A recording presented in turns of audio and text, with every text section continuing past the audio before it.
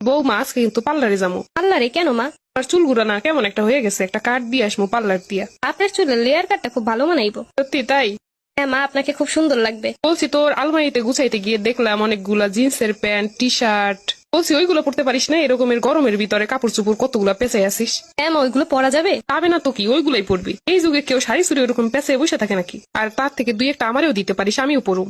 আমার গুলা তো আপনার হবে না। তো তাইলে এক কাজ করবো, আজকে পার্লার থেকে আসার সময় কিছু নিয়ে আসবো আমার জন্য কিনা। ঠিক আছে মা, আপনি এগুলো পছন্দ করেন আমি তো ভাবতেও পারি নাই। এই থেকে আপনা আপনি করতেছিস, আমি কি দোকানদার নাকি? আমারে বলবি মা তুমি। বল বল একবার বল মা তুমি। মা তুমি।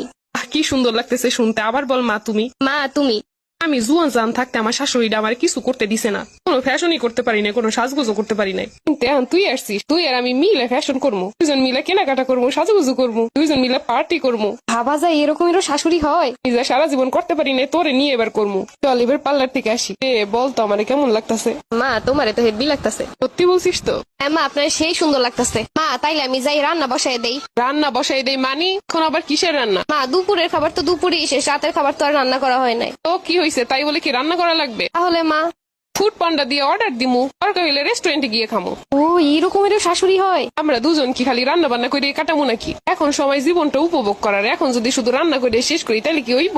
তোমার মতো শাশুড়ি পাইলে আর কি চাই জীবনে। আয় আমরা দুজন মিলে টিকটক করি। মা তুমি টিকটকও করতে পারো? মডার্ন যুগে মডার্ন না হইলে হইব? তাই তো। মা তোমার ছেলের একটু কও না আমাকে ঘুরতে নিয়ে যাইতে। কবে থেকে কইতাছি একটু আমাদের ঘুরতে নিয়ে যাও দূরে কোথাও, তা নিলই না। আমরা সামনের মাসে বিদেশ ঘুরতে যাবো। কোন দেশ মা? থাইল্যান্ড যাবো, থাইল্যান্ড। আপনি থাইল্যান্ডও চিনেন? আরে আমার ফেসবুকে দেখি না সবাই থাইল্যান্ডে যায়, এই জায়গায় যায়, সেই জায়গায় যায়। আপনার ফেসবুক অ্যাকাউন্টও আছে? ফেসবুক অ্যাকাউন্ট না থাকলে দেশের খবরাখবর কেমনে জানবো? শুধু ফেসবুক না, ইনস্টা, স্ন্যাপচ্যাট, টিকটক, এগুলো সব আমার আছে।